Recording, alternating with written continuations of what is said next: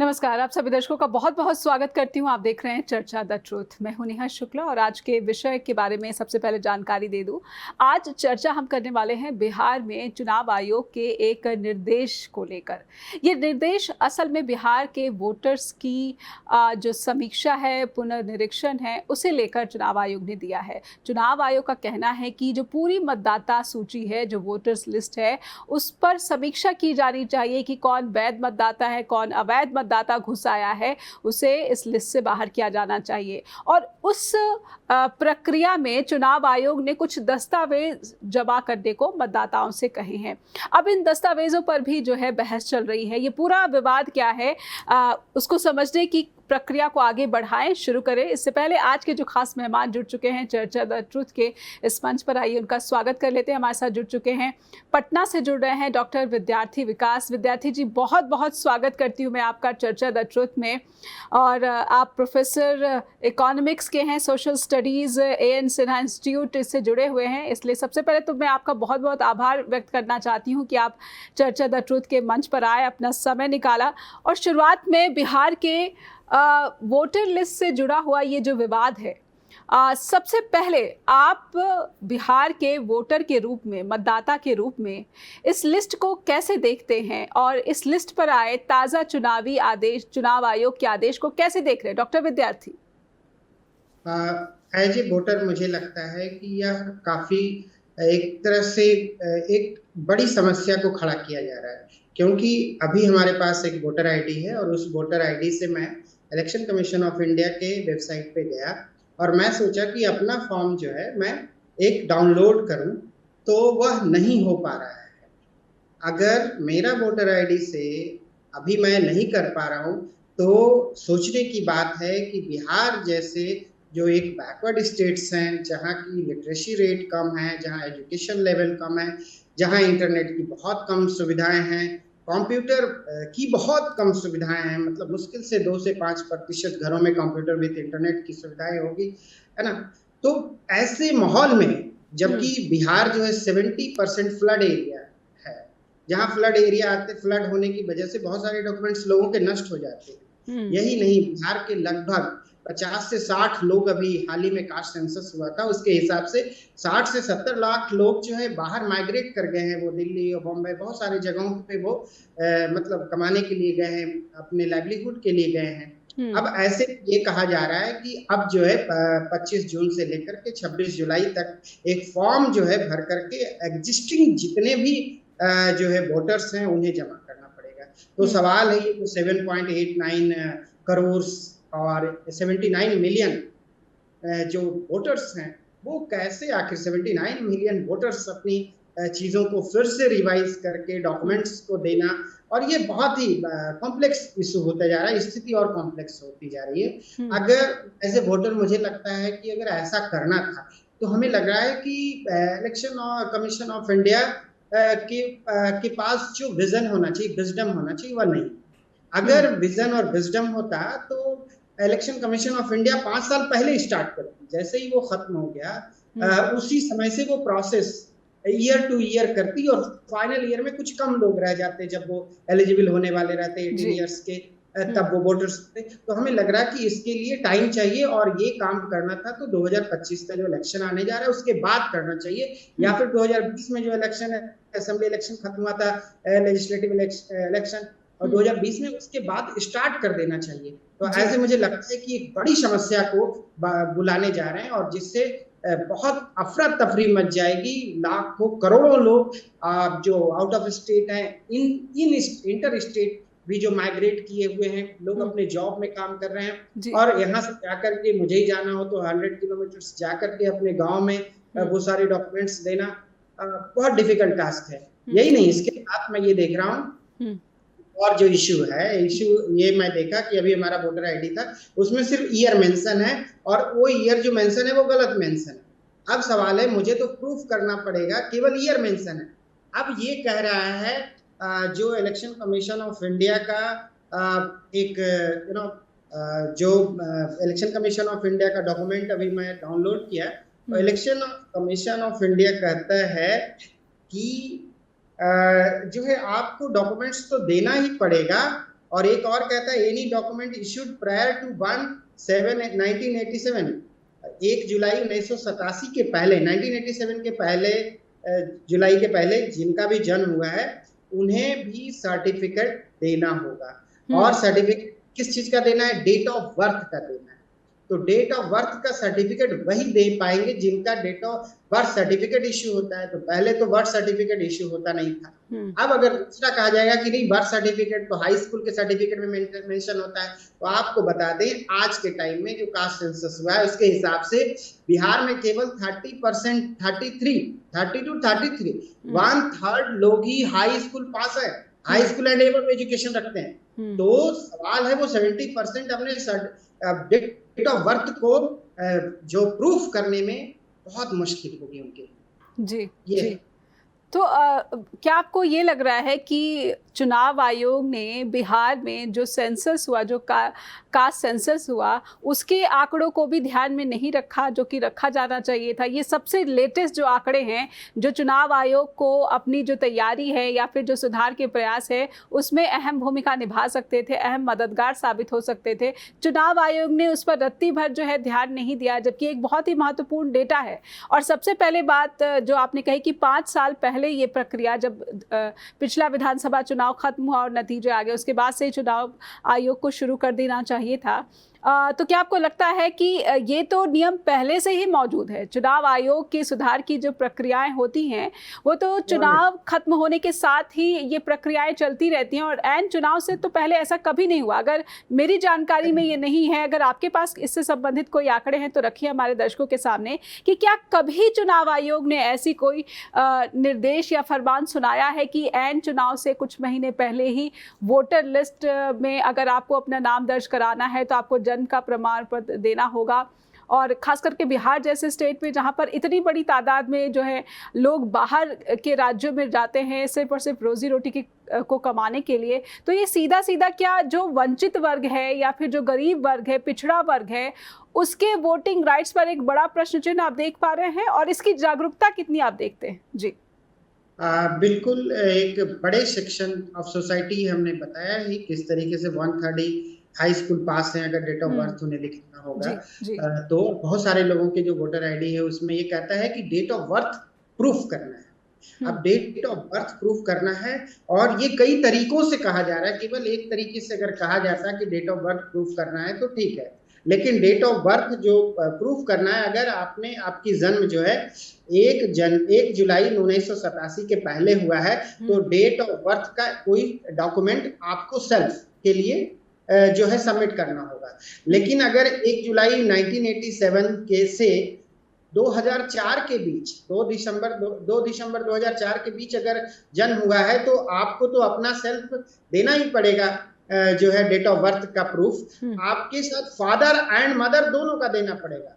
Father और mother, father का या दें और फिर मदर का देना पड़ेगा। तो 87 में अगर किसी का जन्म ये मुझे थोड़ा सा एक बार फिर से हमारे दर्शकों के स्पष्टता के लिए कि 1987 से लेकर 2004 तक के बीच की के जो मतदाता होंगे उनको अपने जन्म प्रमाण पत्र के साथ साथ अपने माता पिता के भी जन्म प्रमाण पत्र को चुनाव आयोग को देना पड़ेगा।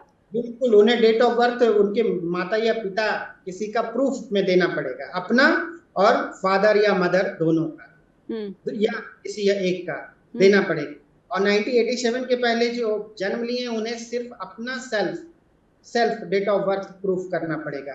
और जो 2004 के बाद जन्म लिए हैं उन्हें सेल्फ डॉक्यूमेंट दिखाना पड़ेगा, डेट जो है प्रूफ करना पड़ेगा, डेट ऑफ बर्थ और डेट ऑफ डेथ।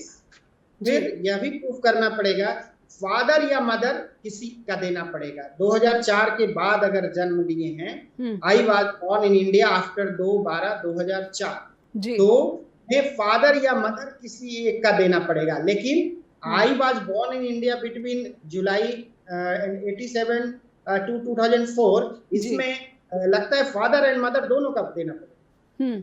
ठीक है, एक छोटा सा ब्रेक लेती हूँ मैं यहाँ पर। तो ये इतनी सारी जो शर्तें हैं, वोटर लिस्ट में नाम अगर आपको शामिल रखना है या फिर आपको साबित करना है कि आप जो है वैध वोटर हैं, जो है लीगल वोटिंग राइट्स का आप रखते हैं, हक रखते हैं। तो एक छोटा सा ब्रेक लेते हैं और समझने की कोशिश करते हैं कि चुनाव आयोग की ये समय की बाध्यता किस तरफ इशारा करती है कि अगर चुनाव आयोग चाहता है कि बड़ी संख्या में मतदाता घरों से बाहर निकलें और लोकतांत्रिक उत्सव में योगदान दें और इसमें भाग लें, तो फिर ये जो फैसला है, ये जो निर्देश है, क्या ये मतदान के प्रति लोगों को जागरूक बनाएगा, इसे भी समझेंगे। एक छोटा सा ब्रेक लेते हैं, ब्रेक के बाद लौटेंगे चर्चा द ट्रूथ के साथ। फिर से स्वागत है आपका। आप देख रहे हैं चर्चा द ट्रूथ और हम समझने की कोशिश कर रहे हैं कि भारत का चुनाव आयोग इसने बिहार के विधानसभा चुनाव से ऐन पहले एक ऐसा निर्देश जारी क्यों किया जिससे कि बिहार के मतदाताओं में एक किस्म की चिंता घर कर रही है, एक किस्म का जो है कंफ्यूजन बन रहा है, पैदा हो रहा है कि क्या उनका नाम उनके वोटर लिस्ट में शामिल होगा या फिर वो अपने किसी पसंदीदा जनप्रतिनिधि का चयन कर पाएंगे या नहीं, क्योंकि चुनाव आयोग उनसे कई तरह के दस्तावेज मांग रहा है कि वो किस फलाने साल में पैदा हुए हैं और अगर वो 1987 के बाद पैदा हुए हैं तो उनको अपने माता या पिता किसी एक का जन्म प्रमाण पत्र भी अपने जन्म प्रमाण पत्र के साथ संलग्न करना होगा अपने आप को वैध जो है वोटर साबित करने के लिए। उसके बाद 2004 के बाद जिनका जन्म हुआ है उसके लिए जो अलग जो है यहाँ पर शर्तें या फिर नियम जारी किए गए। हमारे साथ डॉक्टर विद्यार्थी विकास लगातार जुड़े हुए हैं, पटना से ही हैं और ही इज़ असिस्टेंट प्रोफेसर हैं इकोनॉमिक्स के इन Sinha institute of social studies. Professor Vidyarthi, मैं आपसे समझना चाहती हूँ कि जब चुनाव आयोग ये निर्देश जारी करता है तो आपको लगता है कि बिहार जैसे राज्य में जहाँ पर फेयर इलेक्शन एक बहुत बड़ी चुनौती रही है, लंबे समय से बिहार में कभी हुआ कि बैलेट बॉक्स ही उठा कर ले जाते थे लोग और फिर दबंग का काफ़ी रुतबा रहता था, उनका वर्चस्व रहता था, अपने हक में वोटिंग कराने का काफ़ी जो है प्रेशर बना कर रखते थे। ऐसे वातावरण से निकलकर नीतीश सरकार के शासनकाल में अब जब मतदाताओं का थोड़ा सा भरोसा बढ़ा था चुनावी प्रक्रिया पर, तो आपको क्या लगता है कि अब ये फेयर इलेक्शन की दिशा में लोगों को एनकरेज कर पाएगा या फिर लोगों की उदासीनता बढ़ जाएगी? जहाँ तक फेयर इलेक्शन का सवाल है, अगर आप देखें तो यहाँ बैलेट बॉक्स से पहले होता था जी। और बहुत सारी कमियां थी।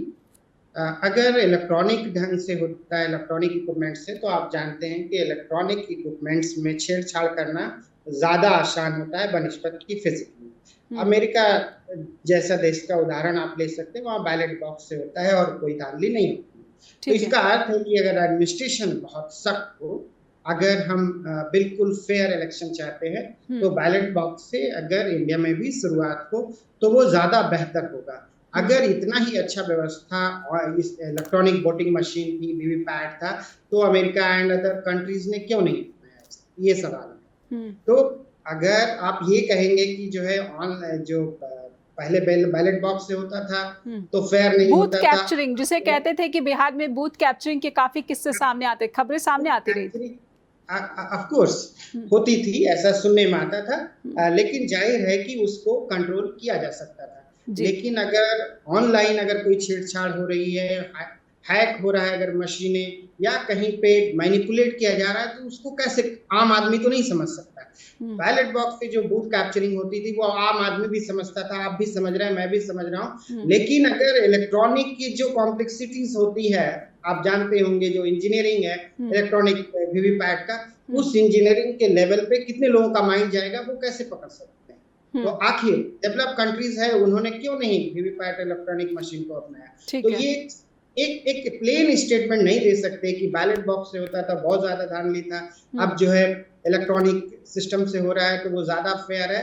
तो ये कह सकते हैं कि अगर जहां विल होगा, अगर ठीक ठाक फेयर इलेक्शन कराने का, वो बैलेट बॉक्स से भी फेयर इलेक्शन हो जाएगा, और अगर नहीं कराना होगा तो वो कोई भी सिस्टम आएगा तो ना बैलेट बॉक्स से हो सकता है। तो ऐसे में मैं आपकी बातों से एक मोड़ पर पहुंची हूं कि चुनाव आयोग शायद समय नहीं लगाना चाहता।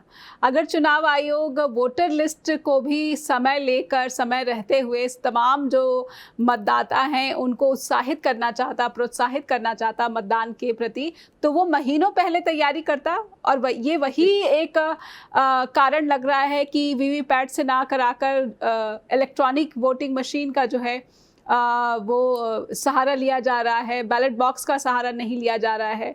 क्या ये समय बचाने की कोशिश है? और ऐसे में बिहार में जो इतना बड़ा राज्य है, इतनी बड़ी आबादी का राज्य है, मतदाताओं की जो संख्या है, क्या ये भी एक वजह हो सकती है?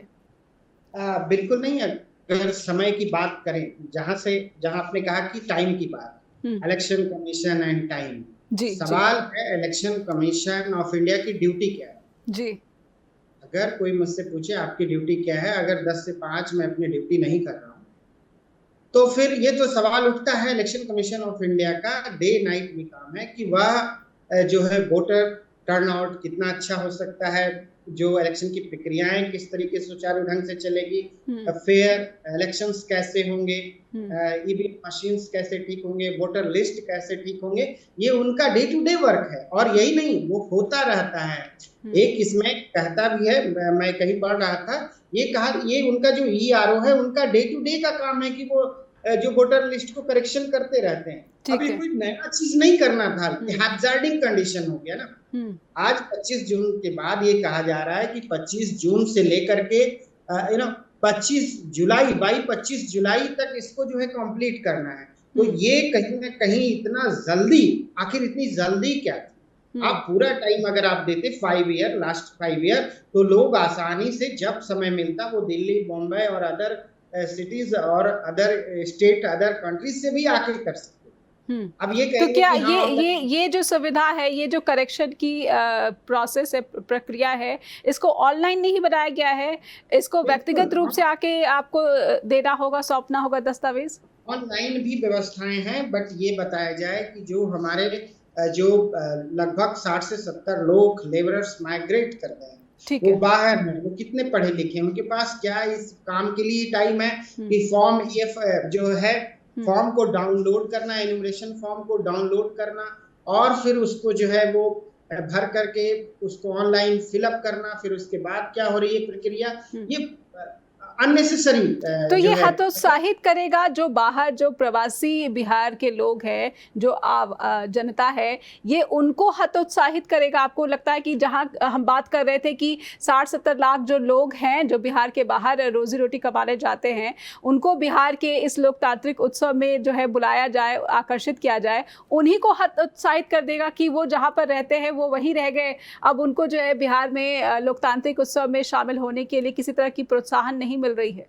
आप ये देख पा रहे हैं? जी बिल्कुल, वह हतोत्साहित भी होंगे और उन्हें इस तरह से एक पूरी लोकतांत्रिक प्रक्रिया से अलग कर दिया जाएगा। दूसरा यह है कि जो स्टेट के अंदर विद इन स्टेट भी माइग्रेशन काफी होता है, तो वो अगर दूसरे जिले में काम कर रहे हैं, वहां से जाकर के फिर उस आकर के फिर फॉर्म भरना। हालांकि यह जो इलेक्शन कमीशन ने कहा है कि जो है election commission of India 7.89 crore या 79 मिलियन फॉर्म्स को वो जो है वो प्रिंट करने जा रही है और प्रिंट करके इसे जो है वो बांटा जाएगा लोगों में, उसको करेक्शन करने के लिए दिया जाएगा और लोग भर करके जमा करेंगे। तो जमा जो करेंगे, आपने देखा है कि क्या प्रूफ करना है, तो प्रूफ जो करना होगा या देना होगा वो बहुत लेंदी प्रक्रियाएं होगी और उसमें लोग परेशान हो जाएंगे। बिल्कुल ये हो सकता है, कोई बड़ी चीजें का डिमांड नहीं है इसमें। ये कहा गया है कि जो है any identity card, pension payment order जो issued by the government, second any identity card or certificate document issued in India by government authorities bank prior to 1 जुलाई 1987 1987। सवाल है प्रायर टू 1987 एक शब्द जो दिया गया है, अगर 1987 के पहले वो इशूड होना चाहिए। जी ठीक है। मेरे पास जो वोटर आईडी है, मेरा डेट ऑफ बर्थ 1982 है, बट जो इशू हमारा मैं वोटर आईडी देख रहा हूँ वो इशू डेट 2010 है जी। मेरा बर्थ 87 के पहले का है, बट इशू डेट जो आईडी का है वो 2010 है। ठीक है। आप ये तो कह रहे हैं कि प्रायर टू 1787 का होना चाहिए, ये तो बहुत बड़ा इसमें सवाल डाल दिया गया है। तो ये कहीं ना कहीं लोगों को परेशान करेगा। थर्ड कहता है birth certificate issued by competent authority. Birth certificate ना तो मेरा है, ना तो मेरे फादर का होगा, ना तो मेरे मदर का होगा, तो मैं कैसे प्रूफ कर पाऊंगा, है ना। फिर कहता है पासपोर्ट। सपोज दैट बहुत सारे लोग फॉरेन नहीं जानते, पासपोर्ट लिमिटेड लोगों के पास हो सकता है, पासपोर्ट 20-25 लाख 30 लाख लोगों के पास होगी।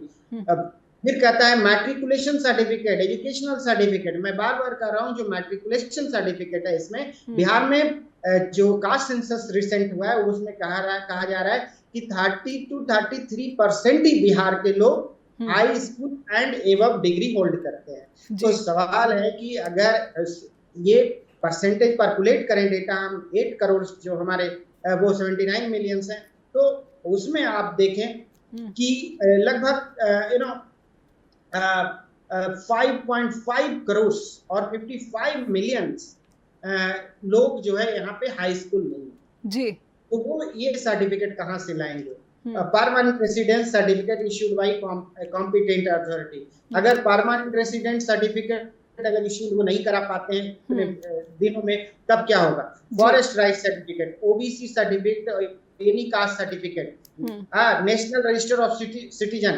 बट ये कह रहा है कि proof for date of birth. सवाल है डेट ऑफ बर्थ सारे सर्टिफिकेट में नहीं होता है मेंशन। डेट ऑफ बर्थ कैसे प्रूफ किया जाएगा? ये कहीं ना कहीं बड़ी मुसीबत खड़ी करने जा रही है। और बिहार इलेक्शन के पहले मात्र ये कहा गया है जुलाई 25 तक, ये 26 को ये रेडी हो जाएगा। और अगर जो नहीं कर पाएंगे, ये 8 करोड़ फॉर्म्स दिया जा रहा है, भर के जमा नहीं करेंगे, तो वो क्या बिहार के बाहर के नागरिक हो जाए कहलाएंगे? हाँ, उनको वोटर लिस्ट में नाम काट दिया जाएगा। नागरिक कहाँ के होंगे ये पता नहीं, बट एक तरह से समझिए कि एनआरसी एक समय में लागू किया जा रहा है। अब ये नई तरीके से जो है एनआरसी लागू किया जा रहा है और इसमें बहुत बड़ी समस्याएं होने जा रही है बिहार के लोगों को। एक छोटा सा ब्रेक लेती हूँ मैं, और ब्रेक से जब लौटेंगे तो इसको समझने की कोशिश को आगे बढ़ाएंगे कि बिहार का मतदाता जो कहीं ना कहीं एक पिछड़ा राज्य होने के नाते बिहार में लोकतांत्रिक प्रक्रिया के प्रति लोगों को और आगे लाने के लिए कोशिशें की जानी चाहिए। लेकिन इस वक्त बिहार का मतदाता कंफ्यूज है, परेशान है और एक चिंता में भी है कि क्या उसका नाम वोटर लिस्ट में रहेगा, या फिर क्योंकि उसके पास दस्तावेज़ नहीं होंगे तो उसे वोट देने के अधिकार से वंचित कर दिया जाएगा। एक छोटा सा ब्रेक के बाद लौटते हैं। और ये बहुत बड़ी चिंता है, ये छोटी चिंता नहीं है किसी भी लोकतांत्रिक व्यवस्था के नागरिक के लिए कि उसका वोटिंग राइट उसी पर डाका डालने की कोशिश हो रही है। और ये किसी और की तरफ से नहीं बल्कि चुनाव आयोग की तरफ से हो रही है। चुनाव आयोग पर जब गंभीर सवाल उठते हैं तो क्या चुनाव आयोग को प्रेस कॉन्फ्रेंस करनी चाहिए? एक छोटा सा ब्रेक के बाद लौटते हैं। फिर से आप सभी दर्शकों का बहुत बहुत स्वागत करती हूँ। चर्चा द ट्रूथ देख रहे हैं आप। हमारे साथ डॉक्टर विद्यार्थी विकास जुड़े हुए हैं। डॉक्टर विद्यार्थी, ये वो मतदाता जो परेशान है कि उसके पास दस्तावेज नहीं है, मैं उसी पर ज़्यादा जोर देना चाहती हूँ। ऐसे में क्या राजनीतिक दलों से अपेक्षा की जा सकती है कि वो तमाम जो उसका वोट बैंक है, खास करके विपक्षी दल जिनको इनकी चिंता है कि उन्हीं के वोटर्स पर डाका डालने की तैयारी चुनाव आयोग की तरफ से हो रही है? और आरजेडी के सांसद तो चुनाव आयोग को बीजेपी की बी टीम भी कहने लगे हैं।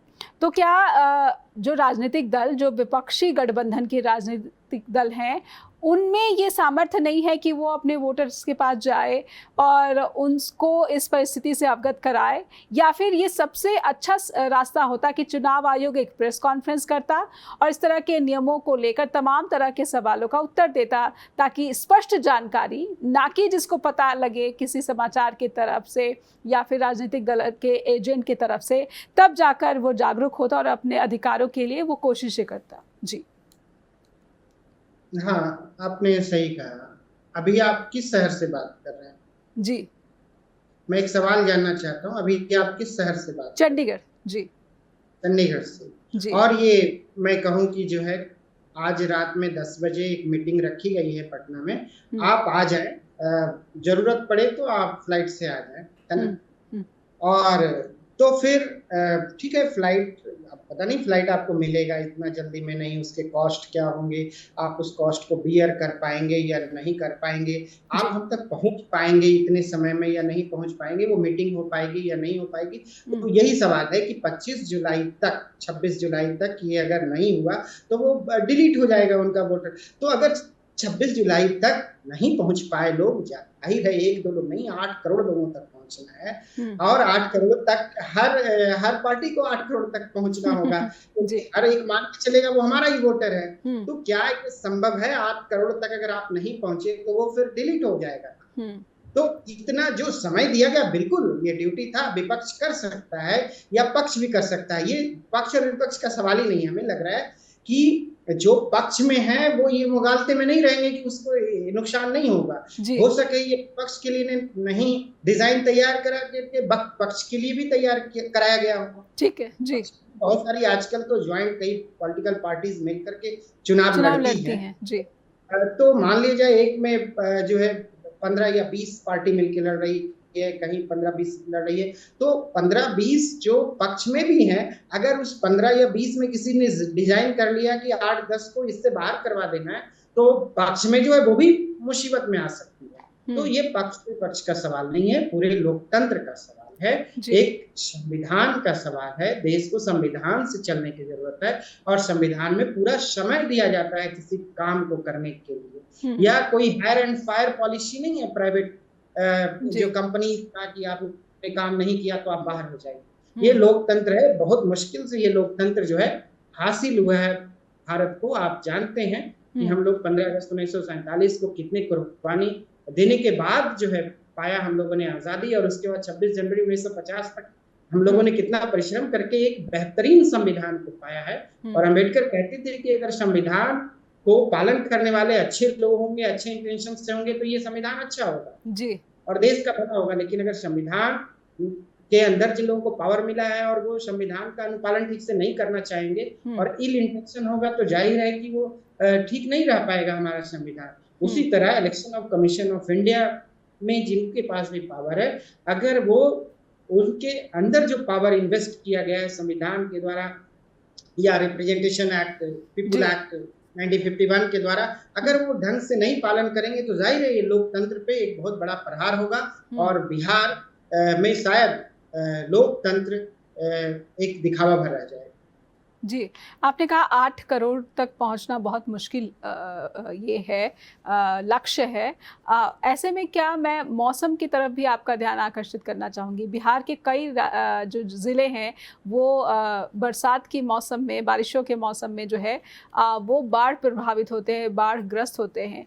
क्या ये भी कुछ बाधाएं हैं जिसे चुनाव आयोग ने नज़रअंदाज किया है? जी जी 100% आप जान रहे हैं कि बारिश अभी बहुत तेजी से हो रहा है, और जनरली जो उत्तर बिहार में लगभग ज्यादातर जिले, और अगर आप डेटा देखें disaster management department of Bihar का, बिहार गवर्नमेंट का, तो 70% जो डिस्ट्रिक्ट्स हैं बिहार का वो फ्लड अफेक्टेड होता है जी, और नॉर्थ बिहार में तो बहुत ज्यादा अफेक्ट होता है, खास करके बाढ़ की वजह से। तो इस बाढ़ के सीजन में जब लोग किसानी काम, जो किसान है, बिहार एग्रीकल्चर प्रेडोमिनेंट इकोनॉमी है, आप जानते हैं कि जहां एग्रीकल्चर बेस्ड इकोनॉमी है, सब लोग अपने खेती बाड़ी में लगे हुए हैं, सब लोग अपने काम में लगे हैं। ये एक्स्ट्रा बर्डन इस बारिश के बीच, इस तूफान के बीच मिलना एक बड़ा तूफान खड़ा करेगा। तो मुझे लग रहा है वाकई में जो फ्लड जो है एक फैक्टर है, जो सीजन भी एक फैक्टर इसमें रहेगा, जिसकी वजह से बहुत बड़े पैमाने पे लोग वंचित होने जा रहे हैं।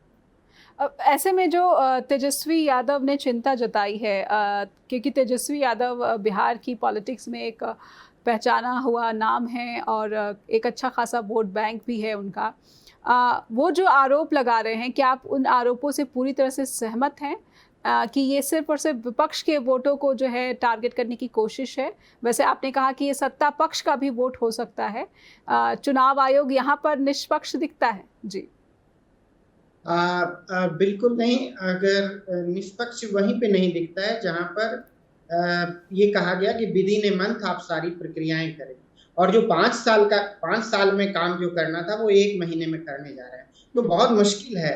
तो जाहिर है कि कहीं ना कहीं विपक्ष तो डायरेक्ट रूप से प्रभावित होगा ही, हम्म। और जो पक्ष में लोग हैं वो भी इनडायरेक्ट रूप से कहीं ना कहीं प्रभावित होंगे। हम्म। और जो विपक्ष की जो चिंताएं हैं वह ठीक लगता है, कहीं ना कहीं वो जो चिंताएं प्रकट कर रहे हैं कहीं ना कहीं उसमें सत्यता है। जी।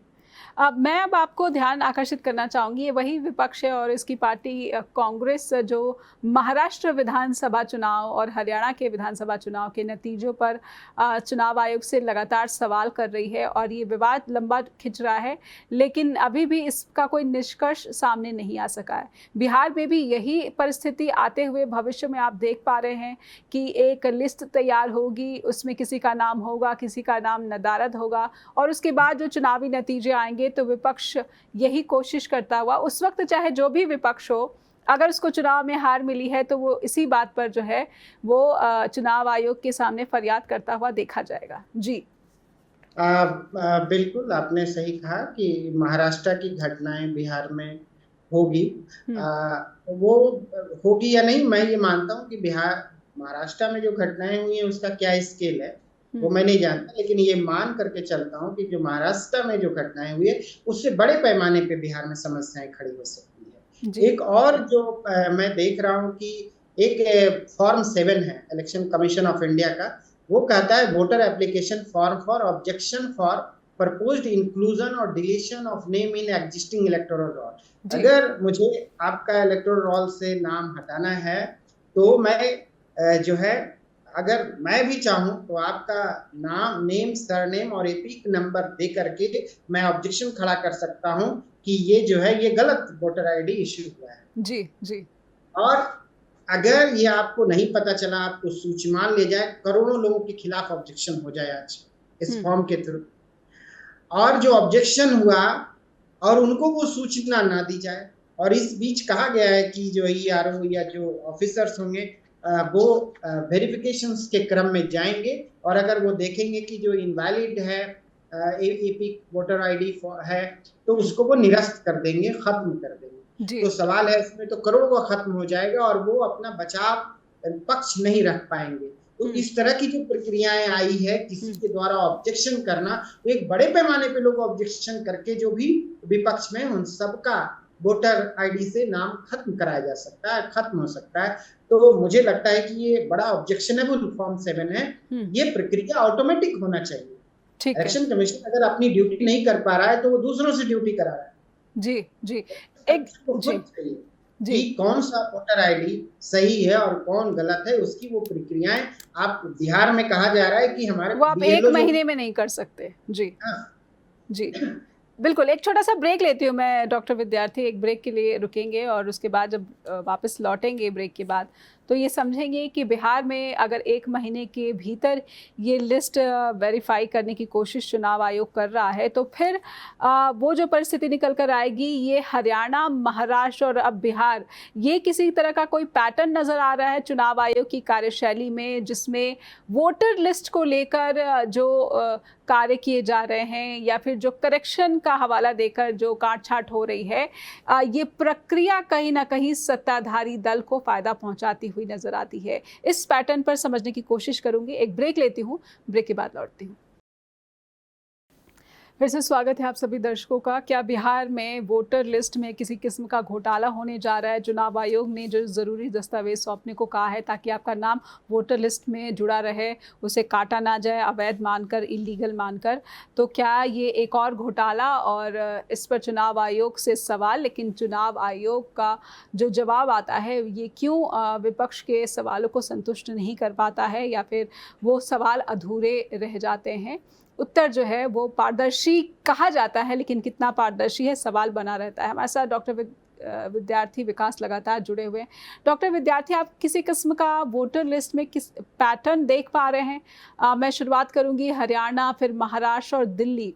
इन तीन चुनाव में जिस तरीके से नतीजे आए, वोटर लिस्ट को लेकर सवाल किए गए। हरियाणा के भी विधानसभा चुनाव में हमने ये पैटर्न देखा, महाराष्ट्र के विधानसभा चुनाव में ये पैटर्न थोड़ा 2 कदम और आगे चला गया। दिल्ली के विधानसभा चुनाव में खुलकर आम आदमी पार्टी के तमाम नेता और खुद राष्ट्रीय संयोजक बोलते गए कि एक एक मेरी ही कॉन्स्टिट्यूएंसी में 11,000 वोटर्स ऐड कर दिए गए और महाराष्ट्र का तो 70,000 से अधिक वोटर पर जो विवाद चल रहा है, राहुल गांधी बनाम चुनाव आयोग, इससे आप भली भांति परिचित होंगे। बिहार में अगर ये सिचुएशन आती, ये स्थिति आती है वोटर लिस्ट की, तो ये पैटर्न आप देख पा रहे हैं कि नतीजे क्या होंगे? हाँ, बिल्कुल। हमें लग रहा है कि हिस्ट्री में इस तरह के जो ऑर्डर पारित किए गए हैं, जो प्रेस नोट दिए गए हैं, इसे हम तुगलकी फरमान कह सकते हैं। अचानक कोई ऑर्डर दे देना कि ऐसा करना है। इसमें एक और जो चीज दिया गया है, डिप्लॉयमेंट ऑफ वॉलंटियर्स कहा गया है कि फैसिलिटेट करने के लिए वॉलंटियर्स दिए जाएंगे। वो वॉलंटियर्स किस पार्टी के होंगे, कौन होंगे, किस राजनीतिक दल के होंगे, किस विचारधारा के लोग होंगे, तो एक बड़ा सवाल है कि वॉलंटियर्स कौन होंगे। कहा गया है कि लाखों वॉलंटियर्स जो है इसको ठीक कराने के लिए दिया जाएगा इलेक्शन कमीशन की तरफ से। जी। अब हमने कहा कि जो हरियाणा, दिल्ली एंड महाराष्ट्र में जो पैटर्न दिखा, क्या बिहार में भी दोहराने जा रहे हैं लोग, तो हमें लगता है कि जब से मतलब कई वर्षों से हम लोग देख रहे हैं कि इस तरह सवाल नहीं उठाया गया था पहले के कमीशन, जो इलेक्शन कमीशन होते थे, इस तरह की समस्याएं कहीं नहीं आती थी, है ना। बूथ कैप्चरिंग की बातें हम लोग सुनते थे, वहां पे हो रही थी। ये एक नया पैटर्न शुरू हुआ है, मतलब बूथ कैप्चरिंग नहीं, वो कंप्लीटली वोटर कैप्चरिंग। पहले बूथ कैप्चरिंग होता था, वोटर ही कैप्चरिंग है, वोटर कंट्रोल किया जा रहा है और ऑटोमेटिक लिस्ट से ही आप कर ले रहे हैं, क्योंकि इस तरह के फॉर्म को फिलअप करना, किसी के द्वारा ऑब्जेक्शन करके वोटर आईडी को खत्म करा देना, तो जाहिर है कि अगर सवाल कहा जा रहा है कि कहीं अगर कहीं धुआं है तो कहीं ना कहीं वहां आग होगी, ऐसा धुआं नहीं उठता है कहीं। तो अगर सवाल उठ रहा है, लोग बहस कर रहे हैं, कहीं पे जो है मर्मरिंग है, तो कहीं कहीं कुछ तो है इसके पीछे। क्यों नहीं पहले ऐसा होता था? अगर होता तो सवाल उठते थे, वोट कैप्चरिंग होता तो सवाल उठता था। तो आज वोटर कैप्चरिंग हो रही है तो जाहिर है कि लोग सवाल उठा रहे हैं। तो इलेक्शन कमीशन ऑफ इंडिया कहीं ना कहीं एक संदेह के घेरे में लगातार जाता जा रहा है। तो हमें लग रहा है कि चूंकि एक कॉन्स्टिट्यूशनल बॉडी होता है और हमें लग रहा है कि जो संस्थाएं हैं, इंस्टीट्यूशंस हैं, उन्हें ईमानदारी से ऐसा काम और इस तरीके से करना चाहिए कि जिससे कोई संदेह ना जी, हर सवालों का जवाब देना चाहिए। उनके लिए इलेक्शन कमीशन ऑफ इंडिया के लिए पक्ष भी उतना इंपॉर्टेंट है, विपक्ष भी उतना ही इंपॉर्टेंट है, भारत का हर नागरिक उतना ही इंपॉर्टेंट है। तो उन्हें पक्ष के सवालों को भी, जो सवाल है, उन्हें संतुष्ट करना चाहिए जो विपक्ष के हैं। अगर कोई विपक्ष में नेता उठा रहा है तो उनके सवालों का ढंग से जवाब दिया जाना क्या चाहिए। प्रेस कॉन्फ्रेंस किया जाना चाहिए था बिहार में चुनाव आयोग की तरफ से, अगर 1 महीने जैसा शॉर्ट नोटिस आप दे रहे हैं अपने मतदाताओं के लिए? जी हाँ, एक चीज और हमने देखा कि दीपांकर भट्टाचार्य हैं CPIML बिहार से, हमने उनका कहीं एक मैं देख रहा था कमेंट, उस कमेंट में वो कह रहे हैं कि अगर ऐसा था तो हाल में कोई मीटिंग हुई थी दिल्ली में, इलेक्शन कमीशन ऑफ इंडिया के साथ विपक्ष की एक बड़ी मीटिंग हुई है अभी हाल में, तो इन्होंने कहा कि तो ऐसा करना तो आपने उस मीटिंग में क्यों नहीं इस बात को रिवील किया? ठीक है जी। तो एक सवाल तो उठता है, अगर 15 दिन पहले कोई मीटिंग हुई है, वहां पे आपने वो बात नहीं बताई और ये आप अभी कह रहे हैं, तो सवाल तो उठता है। विपक्ष के जो भी लोग सवाल उठा रहे हैं, तेजस्वी यादव उठा रहे हों या राजेश राम उठा रहे हो कांग्रेस से, या दीपांकर भट्टाचार्य उठा रहे हो, या CPIM के लोग उठा रहे हो, या VIP के मुकेश सहनी उठा रहे हो, तो कहीं ना कहीं अगर सवाल उठा रहे हैं तो सवाल तो है, तभी सवाल उठा रहे हैं, नहीं तो क्यों उठाते? और लोग वाकई में एप्रीहेंशन है कि कहीं महाराष्ट्र, हरियाणा और दिल्ली की घटनाएं बिहार में नहीं दोहराई जाए। तो हमें लग रहा है कि बिहार बिल्कुल अलग किस्म का जो है यहाँ पर पैटर्न दिखता है, चाहे पक्ष हो या विपक्ष। हमें लग रहा है मिलकर के लोग सवाल उठाएंगे कहीं। पक्ष और विपक्ष मिलकर सवाल उठाएंगे, क्योंकि बिहार में जातिगत राजनीति जो है इसका बोलबाला रहता है। इस वजह से भी आपको लग रहा है कि यहाँ पर इस स्थिति के खिलाफ जो आवाज़ मजबूत होगी आने वाले दिनों में, आपको लगता है? क्योंकि जब बात वंचितों की आती है, हालांकि एक बयान में चिराग पासवान का आपके संज्ञान में लाना चाहती हूं कि वो कहते हैं कि ये तो वोटर लिस्ट में सुधार की कोशिश है, इसका हमें समर्थन करना चाहिए। चिराग पासवान वो पिछड़ों और वंचितों के अधिकारों की बात करते हैं, केंद्र सरकार में मंत्री हैं और वो ऐसी बातें कर रहे हैं। तो क्या उन जिन लोगों का हवाला आपने दिया कि बड़ी संख्या में लोग हाई स्कूल भी जो है पास नहीं है, तो ऐसी स्थिति में आपको क्या लगता है कि अपनी पार्टी से भी बगावत करते दिखेंगे वोटर्स? हाँ, बिल्कुल वोटर्स पार्टी से बगावत करने के मूड में आ जाएँगे हम्म। और हमें लग रहा है कि अगर चिराग पासवान ने अगर ऐसा कहा है तो उन्हें समीक्षा करनी चाहिए अपने स्टेटमेंट का कि बिहार जैसे राज्य में जो स्थितियाँ होगी, जी। इस पर एक सर्वदलीय बैठक होना चाहिए। पक्ष एंड विपक्ष आपस में समझे इसको और एक कहीं न कहीं मिल-जुल करके एक सवाल जो इलेक्शन कमीशन ऑफ इंडिया के सामने जाना चाहिए। यही नहीं डिस्ट्रिक्ट वाइज़ कैंपेन होनी चाहिए, विधानसभा वाइज़ कैंपेन होना चाहिए कि यह जो होने जा रहा है इससे कितना बड़ा समस्या जो है लोकतंत्र जो पर गहराएगा, तो एक बड़ी चिंता कहीं न कहीं होनी चाहिए। जी। विद्यार्थी जी, एक सवाल मैं जाते-जाते आपसे समझना चाहूँ, बिहार में युवा शक्ति जो है ये समय-समय पर जो है अपना उग्र रूप दिखाती रहती है। बार-बार हमने देखा कि चाहे वो पेपर लीक का मसला हो, चाहे अन्य भर्तियों का मसला हो, वो काफ़ी प्रदर्शन करते हैं। तो ऐसे में जो युवा मतदाता है, वो इस परिस्थिति के खिलाफ आवाज़ बुलंद कर सकता है? आपकी अपेक्षा या फिर आपका आकलन? हाँ, बिल्कुल, जो युवा मतदाता है, वो कहीं न कहीं किसी न किसी पार्टी से जुड़े होते हैं या वोट डालते ही हैं। ज़ाहिर है कि हमारा 8 करोड़ वोटर है और 60 से 70% अगर 60% भी मतदान होता है, तो इसका अर्थ है कि 5 करोड़ लोग तो कम से कम 50 मिलियन लोग वोट डालते हैं। तो जी। 50 मिलियन में से मिनिमम से 3 से 4 करोड़ या 30 से 40 मिलियन हमारे यंग वोटर्स होंगे और अगर वो वोट डालते हैं तो कहीं न कहीं वो राजनीति को समझते हैं, तभी जाकर किसी राजनीतिक पार्टी को वोट डालते हैं। जी, तो जी। ये जो वोटर्स हैं कहीं न कहीं एक बड़ा हंगामा खड़ा कर सकते हैं और कहीं न कहीं यूथ मूवमेंट जो है छिड़ सकता है, स्टूडेंट मूवमेंट खड़ा हो सकता है। बहुत सारे जो सिविल सोसाइटी ऑर्गेनाइजेशंस हैं, पॉलिटिकल पार्टी हैं और एक कहीं न कहीं बड़े पैमाने पे रैलियाँ स्टार्ट हो सकती है। बड़ी मतलब इलेक्शन कमीशन ऑफ इंडिया को कहीं न कहीं बड़े सवालों को जो है जो फेस भी करना पड़ेगा और ये सवाल हाई कोर्ट और सुप्रीम कोर्ट तक जा सकता है। सुप्रीम कोर्ट इसका संज्ञान भी ले सकता है कि आप विदिन मंथ अगर आपको ये करना था तो आपके पास 5 साल थे, वह आप कर सकते थे। लेकिन इतना हैज़ार्डिंग कंपटीशन खड़ा करके लोगों को ऐसा ना हो कि बड़ी मात्रा में लोग जो है ऐसे ही 50 टू 60% वोटर टर्नआउट है। 8 करोड़ में से 5 करोड़ का ही जो है वोट पड़ते हैं और उसमें से भी अगर 30 से 40% नहीं दे पाएँगे लोग वोट, तो क्या होगा इस लोकतंत्र का? क्या 20 से 30% लोग जो वोट करेंगे उसी के आधार पे ये जो 70% जो बच जाएँगे उनके लिए जो है ये चुनाव होगा जो है जो डिसीज़न होगा 20-30% लोगों का डिसीज़न थोप दिया जाएगा और वो 30% भी लोग एक पार्टी को 10% करेंगे। तो सवाल आप देखेंगे कि क्या माइनॉरिटी का जो लगभग 10% ही लोग किसी पार्टी को देंगे और वो 10 से 15 या 20% जो लोग ही जो किसी को सरकार बनाने के लिए काफ़ी हो जाएँगे उसमें। तो क्या 20% लोगों का जो डिसीज़न मेकिंग है, वो 80% जनता पे डाल दिया जाएगा? तो क्या ये मेजॉरिटी इलेक्शन होने जा रहा है? मतलब ये मेजॉरिटेरियन डिसीज़न नहीं होकर के माइनॉरिटी डिसीज़न होने जा रहा है। बिल्कुल, और ये वो बिहार जहाँ पर जो सोशल पॉलिटिक्स जो है, सोशलिस्ट पॉलिटिक्स का काफ़ी वर्चस्व रहा है। बहुत-बहुत धन्यवाद। देखना दिलचस्प होगा कि चुनाव आयोग इन चिंताओं को कैसे तरजीह देता है और कैसे उत्तर देता है।